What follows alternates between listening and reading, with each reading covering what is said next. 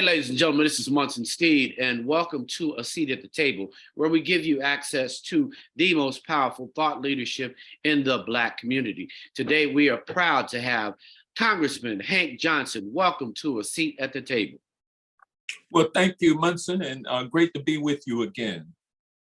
When you think about leadership, particularly for our community, and you think of also Martin Luther King, in celebrating his leadership and sacrifice, what would you suggest the next generation and the current generations need to think about when they are thinking about their behavior and leadership in this country? Well, that's a very important question, Munson.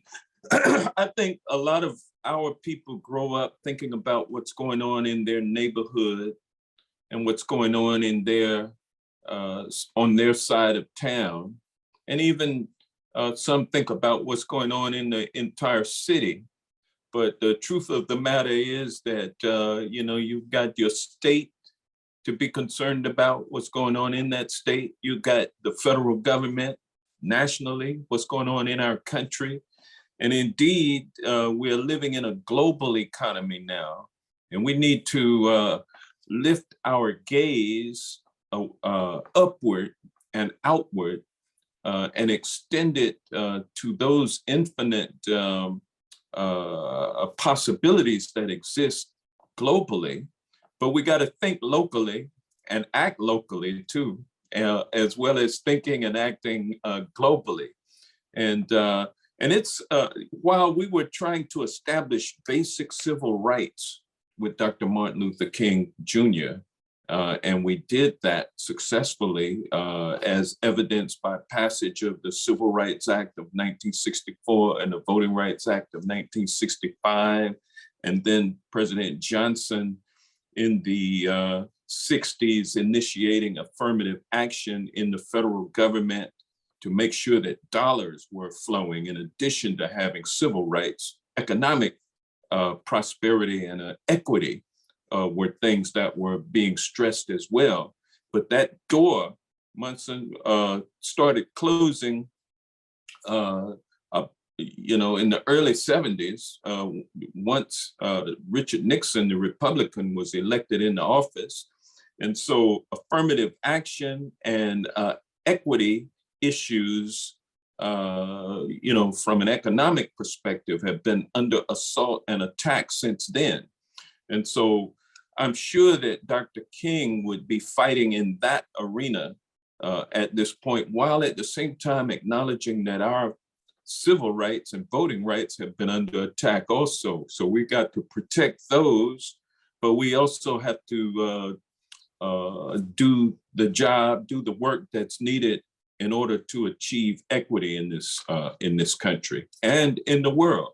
Because Munson, who better to lead globally in terms of Black people across the world than Black people in the world's greatest democracy, America, the most prosperous country in the world. Who better to lead the march forward for equity for Black people across the world than the Black people of America? Thank you for that. When you think of equity and you think of the United States government and their role in helping, there've been a lot done for HBCUs, and I know you've been a part of that. What can you share with us that has been part of your mission and part of what you're doing, and how important doing and being a part of that is for our HBCUs?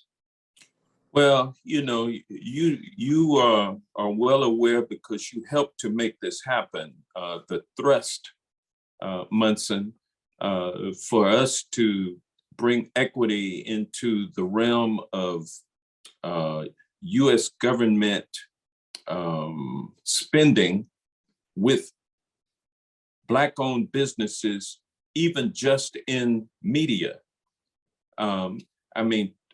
Millions of dollars spent per year by the various federal agencies.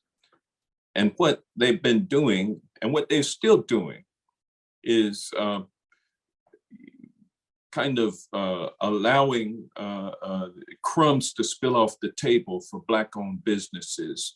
And they do that by kind of subcontracting out this media buy work with large media firms that then are supposed to, in good faith, parcel out work to everyone to spread the love around. But instead, throughout history, we found that the spreading of those dollars never end up in the hands of the few Black media outlets that still exist in this country, or that ever existed in this country. And your company is one of the major ones in this country. And so I appreciate having had the opportunity to work with you and others in this field to at least bring awareness to the fact that the money has not been forthcoming.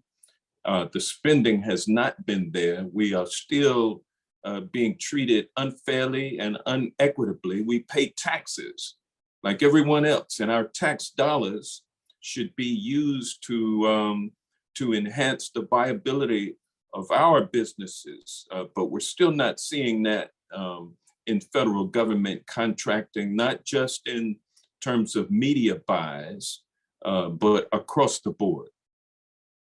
Yeah, thank you. And I appreciate that. When you are thinking about equity for our young people, and why should they demand equity from this society? I think we're talking about Dr. King, but just in why, it almost seem like we don't know that we deserve this at this moment in time.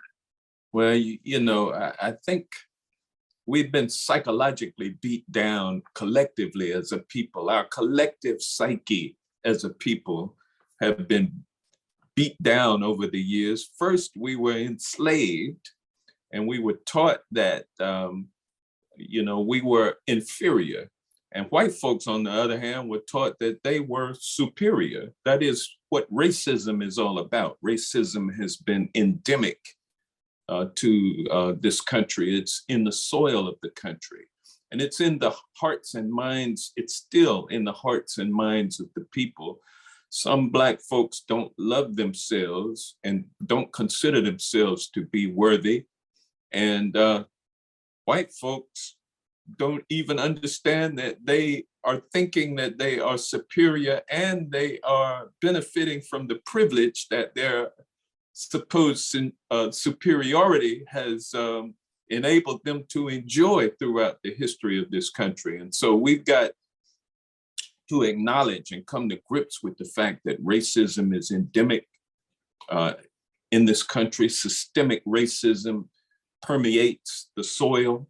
And until we understand that, we're not going to make progress. And so folks don't want, even if they know it, they don't want to,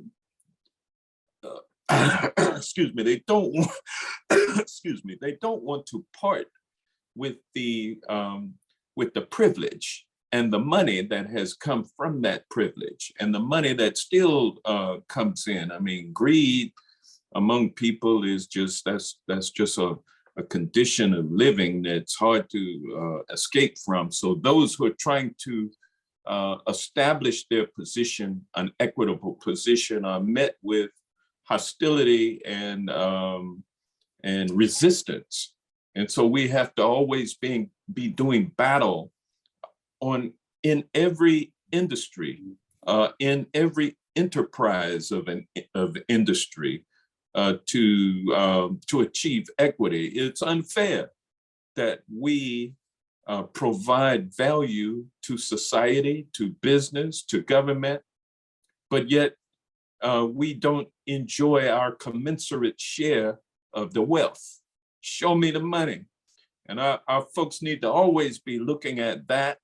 And we always need to be preparing ourselves educationally to serve in the positions of power, And we're making our way into all enterprises, every endeavor of society, government, business, education.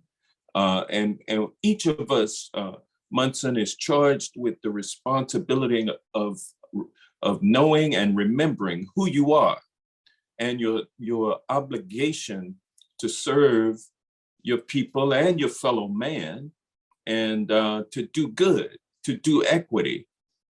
Each one of us has that responsibility, and the more power and authority that you have, the greater that responsibility should be.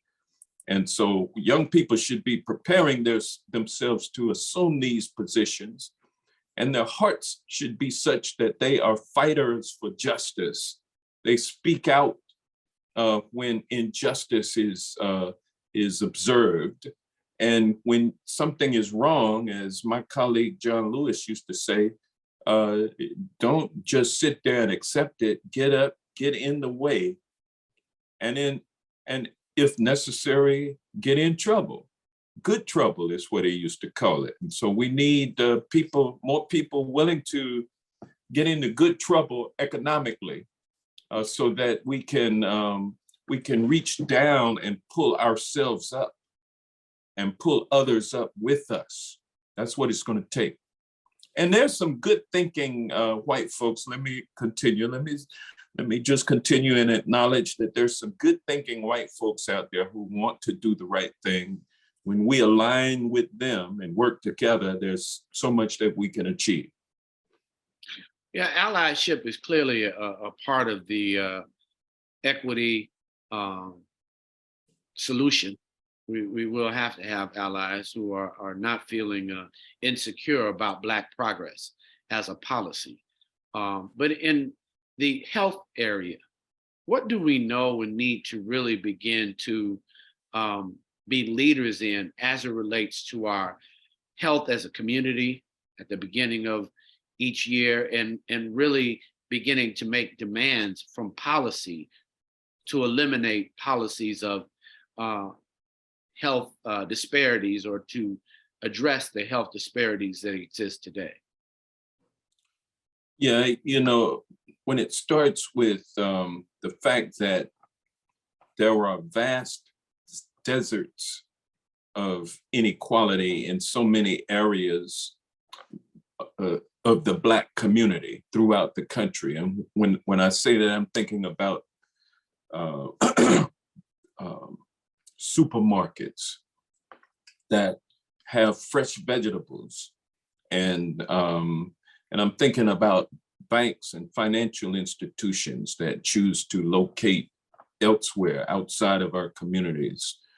When I think about transportation, when I think about the amount of smog that we consume because all of the highways are cutting through the areas where we used to have neighborhoods, and now we are dissected and living along freeways and catching a lot of the smog that's coming in, and not to mention other land use planning situations that situate our neighborhoods where refineries and other industrial uses that emit pollution into the air that cause us to have more than our fair share of asthma in this country, and lung cancer and all other kinds of cancer. So obesity, strokes, lung conditions, obesity, health challenges, and then the fact that hospitals are closing in areas of greatest need. I mean, here in Atlanta, we just had the closure of a hospital owned by a nonprofit corporation that is very wealthy and profitable, but yet they made the case that this particular location of a level 1 trauma center in Georgia, one of the few in Georgia, one of only two in the Atlanta metropolitan area, was unprofitable. And so they closed down doctors' offices, clinics in that hospital network right there in the heart of Atlanta. They just closed it down, and I suspect that the real estate that is owned by that nonprofit corporation that owned that hospital is so valuable now that they simply wanted to close that hospital so that they could redevelop that land and and create further gentrification, Munson. So, we see the denial of access to healthcare. We see the refusal of states like Georgia to expand Medicaid so that more poor people can have access to the healthcare system. These are people who live in those food deserts, who live in the areas of industrial use pollution and freeway smog. They're the ones who suffer the adverse health outcomes that come from the lack of fresh fruits and vegetables being available. They also don't have transportation to get to the supermarkets that are in other areas. And so it's a cascading effect. And so what can we do about that? We just have to fight harder to accumulate and acquire wealth, and start opening up businesses in our neighborhoods. We need to get educated so that we can get these healthcare jobs that are enormous now. The growth rate for jobs in the healthcare industry is so great because of the Affordable Care Act, also known as Obamacare, opening up more opportunities for people to have access to the healthcare system. And so as people accumulate the dollars, they can also develop more of an entrepreneurial bent of mind so that we can start trading among ourselves once again, opening businesses in our communities, becoming self-sufficient. If that's what it takes in order for us to thrive and prosper in this greater society, us going back almost to the times of segregation, then that's something that we're not saying that white folks can't come into our community and partake of our services. But we're just saying we need, if you all, we need goods and services in our areas, and if they're not forthcoming from outside, then we're going to do what needs to be we're going to do what needs to be done to ensure that we can provide these opportunities for ourselves. And so, we need to be looking at entrepreneurial activities, entrepreneurial opportunities, where we have degradation and loss. There's opportunity. There's opportunity on the other side of that. We have to look at it a little differently, and then we need to leverage our power and as a people, and come together in some form of unity and start doing things for ourselves. Well, thank you for that, and your insight is invaluable for those of us. When you think collectively, which you talked about, and you used the word unity, how can we better image ourselves and leverage our communication on social media as a community for a much more broader, common, collective Black agenda of progression? Well, yeah, that's a good question. Our children should know that everyone else is trying to be like us. They love our music. They love the way that we dress. They love the way that we look with our braids, with our big lips, with our lipstick, the way that we present ourselves, males and females, the way we dance, how we clothe ourselves, even how we talk and how we sing. And they just love to adapt and adopt what we're putting out there. And so if we recognize that we're the trendsetters, we're the ones that everybody wants to be like us, then we can start producing content to meet that demand while at the same time retaining ownership. I mean, we got to do things like copyright and patent protection to make sure that our ideas and our products are protected under the law, and that someone cannot come and take that idea, that concept, that product. We've got to, I mean, we are very creative as a people, and we need to make sure that we are taking appropriate safeguards to protect our property, protect our ideas, and to be able to fully exploit those ideas and monetize those ideas, yeah, do what others do to and with our ideas, our content. So you're a prime example, Munson. When I first met you, you were in the t-shirt game, and you were making t-shirts, and you were selling. You were selling t-shirts. You're producing and selling t-shirts, and you did that through the Olympics. And I don't know how you got to where you are now, but you got a story to tell, and I know you're telling it to young people, and you're bringing young people into your business, and showing them the ropes, and enabling them to take it to the next level. And so that's what we have to be about. Social media is no different.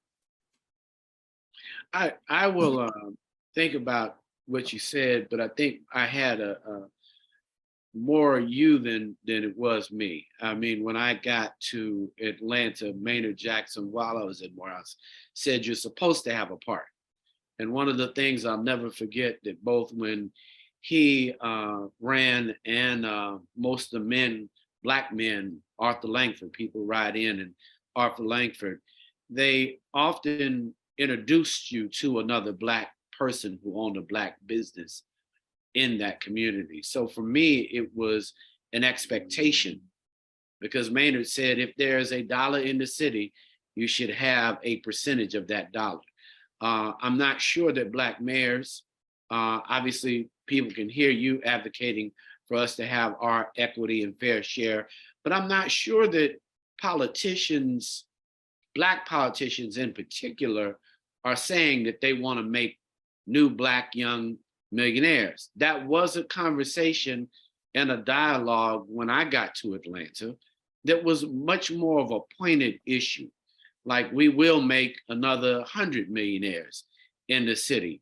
I think that was a calling, if you will. And it wasn't, you had to be a celebrity to do it, because obviously I was not a celebrity selling t-shirts, but I did have the ear of both leadership and some of the movers and shakers who sponsored me at that moment, like Arthur Langford or Michael Langford or Hosea Williams, or guys who, like Hosea, would just, well, why don't you do this for me for $100 and get it done? So, there was a lot of introduction that happened and an expectation.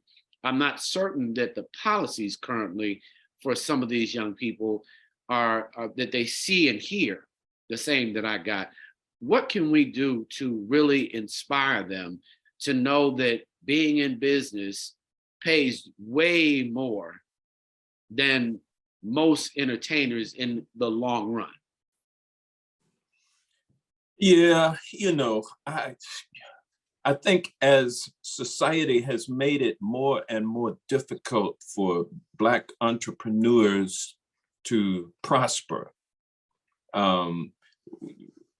it has resulted in less opportunities for families to pass down entrepreneurial values to the children.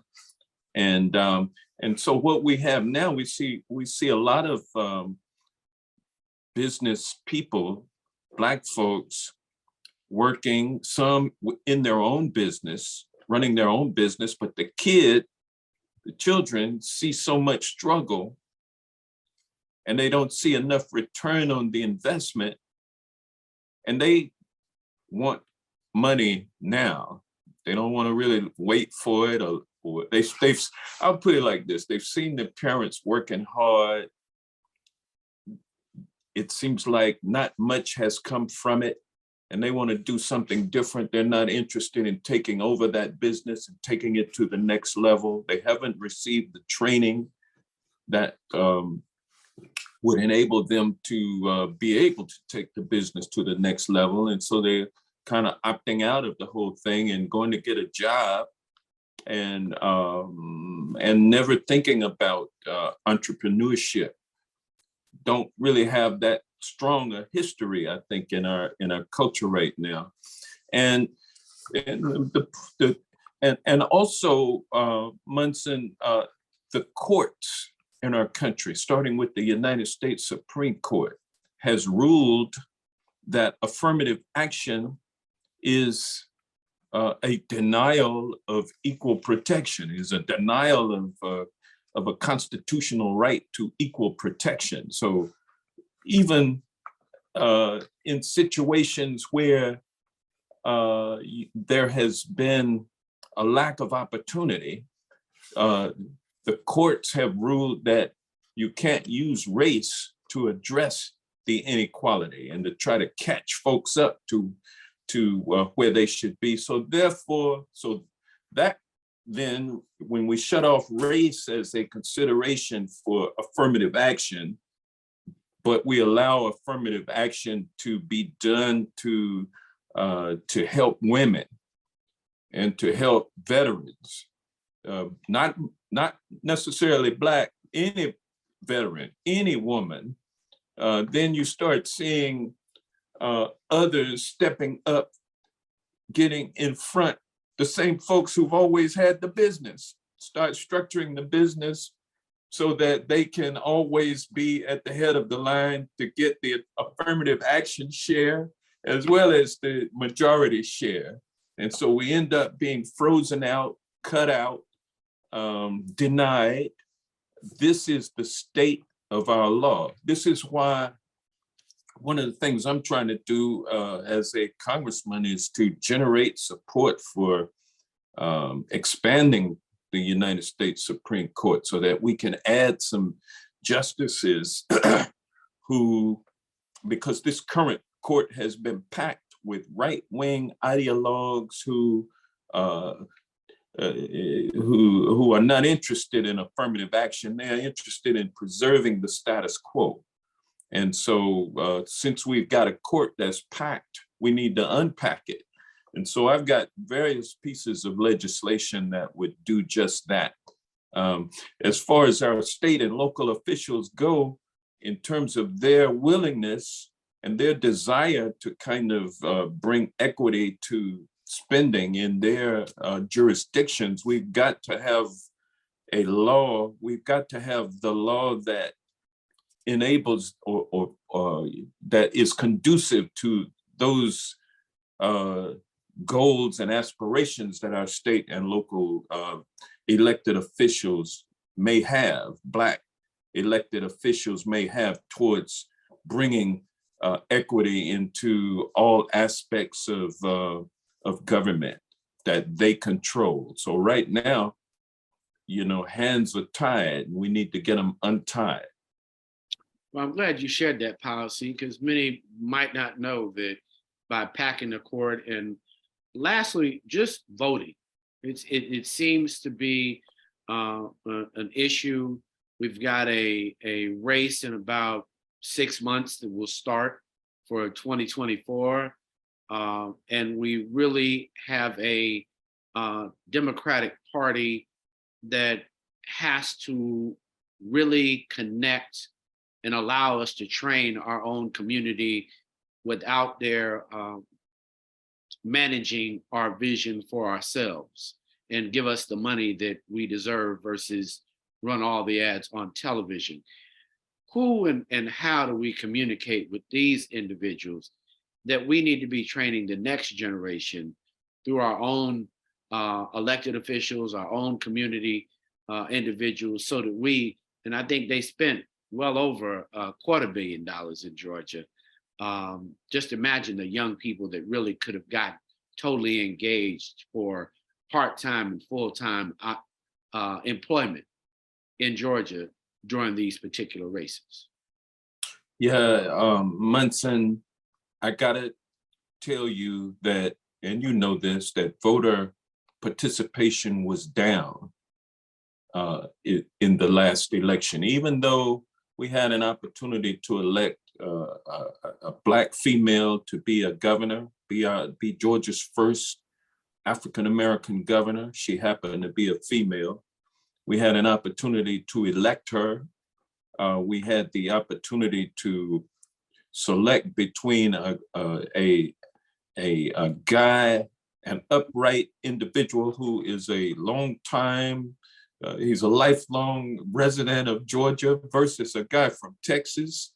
He was born in Georgia, but he left to run the cotton fields of Texas, if I might put it in a way that some folks may understand. There's a lot of cotton, and he's been picking cotton in Texas for a long time, but he was airdropped into Georgia and running against a man like Raphael Warnock, and the guy made it in, forced a runoff.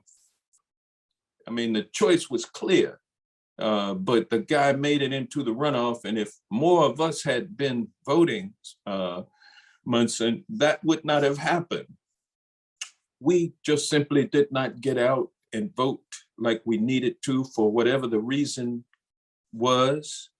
And a lot of it has to do with the fact that we just are put out with party politics. We're put out with folks who drop a lot of money into a effort, but spend it all on TV that nobody's watching. You're not putting money into the hands of people who know people who know people and know how to get them motivated. When you drop money into a community, Munson, with key individuals, with people who influence, with influencers on the local level, you know, you may not see how they are able to turn out that vote, but yet they do it when you pay them.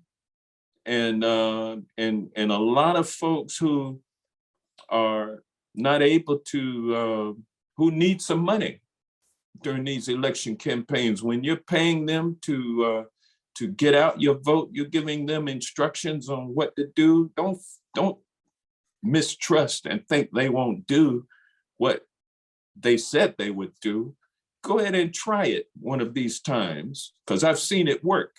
When you give a person who just got out of prison, who may not be able to pass a background check, they may have some dirty urine, but you know, they're just, I mean, it is what it is. You give them an opportunity, they clean up, they become focused on the mission at hand, and they deliver. And then they keep moving from there. Folks around them see them standing up, doing good work, looking good. They follow. They go all the way to the polls. They vote. We win. And then we have somebody in office who can fight our battles and represent us and bring home the bacon. That's the way that it's supposed to work here in this country. And so, yeah, I'm a little frustrated that, you know, it seems like every election, things go the same old way. The same vendors end up getting the money. They do the same thing. They get the same result. And, you know, and it doesn't have to be that way. Great. Well, you're always inspiring. I really appreciate the intellect and leadership that you continue to serve. And I know it's not easy and it's not always fun, but I do appreciate your valor and conviction to serve our community and lift us up. Ladies and gentlemen, it's been a seat at the table with my favorite congressman, Hank Johnson. I'm Munson Steed, and thank you, Congressman Johnson, for another seat at the table. Thank you, Munson.